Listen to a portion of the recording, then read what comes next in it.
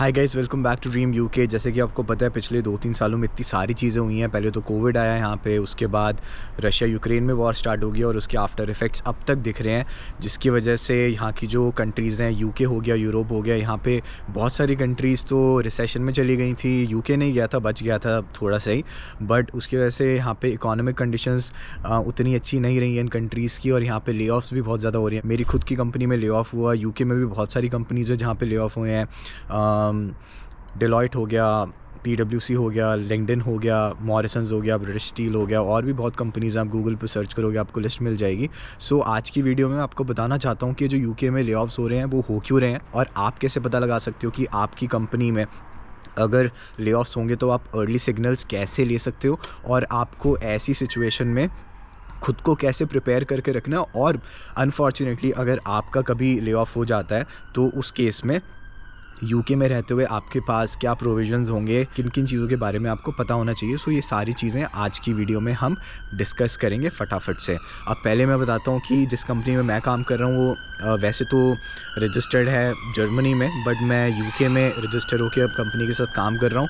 तो मेरी कंपनी में 35% ऑफ जो वर्क फोर्स थी उसको एक दिन में फ़ायर कर दिया। और ऐसे ही मैंने दूसरी कंपनीज़ देखी हैं, पीडब्ल्यूसी हो गया, डेलॉयट हो गया, वहाँ पे भी काफ़ी लोगों को फ़ायर करा, और बाकी जो मैंने आपको कंपनीज़ के नाम बताए वहाँ पे भी। तो जैसे ये ले ऑफ होता है ना, तो उससे आपको इतना ज़्यादा डर लग जाता है, आपको समझ नहीं आता कि आपको इस ऐसी सिचुएशन में क्या करना चाहिए। मैं भी काफ़ी डर गया था, बट फॉर्चुनेटली कंपनी में इतने सारे लोग निकले, बट मैं बच गया। और उसको मैं अपना लक भी मानूंगा, सर्कमस्टांसेस भी मानूंगा, और हार्डवर्क भी मानूंगा। बहुत सारी चीज़ों का फैक्टर होता है इस चीज़ में। तो अगर मैं आपको बताऊं कि ये सब हो क्यों रहे हैं, तो देखो, जब कोविड आया था तो बहुत सारी जो डिजिटल कंपनीज़ थी जो ऑनलाइन सॉल्यूशंस ऑफ़र करती थी, जिनकी वजह से लोगों का घर बैठ के उनका प्रोडक्टिविटी बढ़ती थी, तो उन सब चीज़ों के बिज़नेसेस में काफ़ी जंप आई थी कोविड के टाइम। तो उस टाइम ना बहुत ज़्यादा कंपनीज़ ने ओवर हायरिंग कर ली थी, बट जैसे जैसे कोविड गया लोगों ने बाहर जाना स्टार्ट करा, वो बिज़नेसेस अपना फिर नॉर्मल उस पर आ गए, जितना उनका प्रॉफिट्स बढ़े थे वो नॉर्मल हो गए थोड़े से।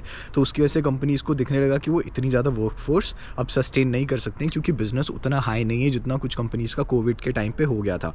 तो एक तो ले ऑफ का रीज़न ये है, और दूसरा रीज़न ये है कि जो रशिया यूक्रेन में वॉर हो रही है वो क्या कहते हैं, यहाँ पे पूरा इकोनॉमिक स्लो डाउन लेकर आ रही है। यहाँ पे इन्फ्लेशन बढ़ गई है, जिसकी वजह से लोगों की परचेजिंग पावर थोड़ी कम हो गई है, और उसकी वजह से जो बिज़नेसेस हैं वो भी धीरे धीरे अपने प्रॉफिट्स कम होते देख रहे हैं, बिकॉज़ लोग ज़्यादा चीज़ें नहीं ख़रीद रहे हैं। उसकी वजह से जो इन्वेस्टर्स हैं वो बिज़नेसेस से अपना पैसा निकाल रहे हैं, बिज़नेसेस अपनी फंडिंग मिस कर रहे हैं, और वो अपने एम्प्लॉयज़ को सैलरी नहीं दे पा रहे, या फिर उनका यूजुअली जो बिज़नेस है वही डाउन जा रहा है, जिसकी वजह से वो अपने एम्प्लॉयज़ को उतनी सैलरीज़ नहीं दे पा रहे। तो इन सब चीज़ों की वजह से यहाँ पे ले ऑफ्स हो रहे हैं। अब मैं आपको बताना चाहता हूँ कि आप कैसे पता लगा सकते हो कि पोटेंशियली आपकी कंपनी में ले ऑफ्स होंगे कि नहीं, बिकॉज़ ये चीज़ का पता होना बहुत ज़्यादा इंपॉर्टेंट है, सो दैट आप टाइमली अपना जो अप्रोप्रिएट एक्शन है वो लो और अपने आप को प्रिपेयर करना स्टार्ट करो। सो मैंने ये खुद चीज़ अपनी आंखों से देखे एक्सपीरियंस करी है, तो मेरे को लगता है ये सारी चीज़ें आपको भी पता होनी चाहिए। ये सारी चीज़ों के बारे में आपको भी अवेयर रहना है।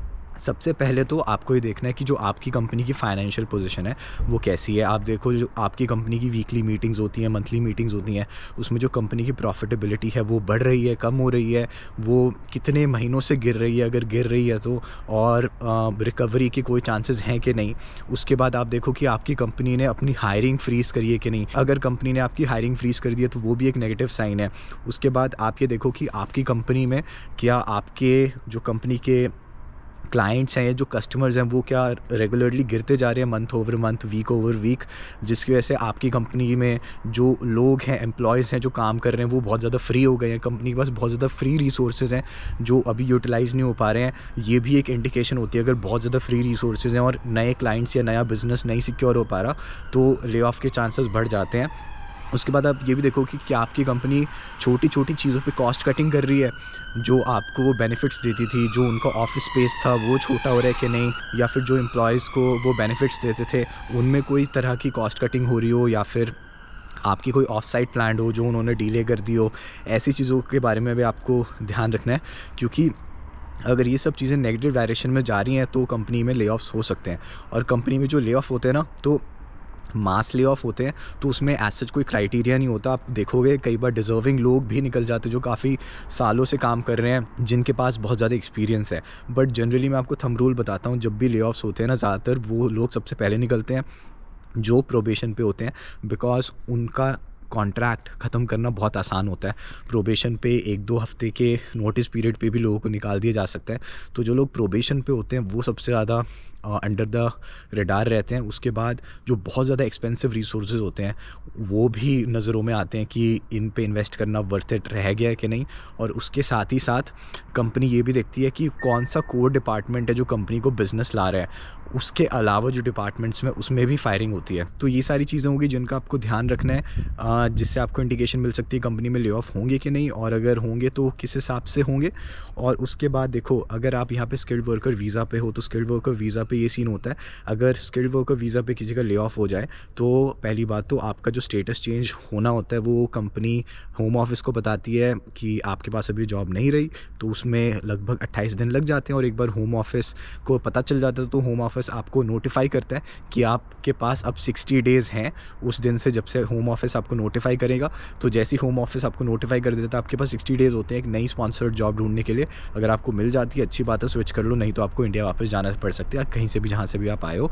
लेकिन अगर आप ग्रेजुएट वीज़ा पे हो और आपको फायर करें तो जितना भी पीरियड आपका ग्रेजुएट वीज़ा पे फिर भी बचा है उसमें आप विदाउट स्पॉन्सरशिप रह के दूसरी जॉब ढूंढ सकते हो। आई थिंक ये एक बेनिफिट होता है ग्रेजुएट वीज़ा का, सिंस ये स्पॉन्सर्ड वीज़ा है 2 साल का फिक्स टाइम लेंथ का।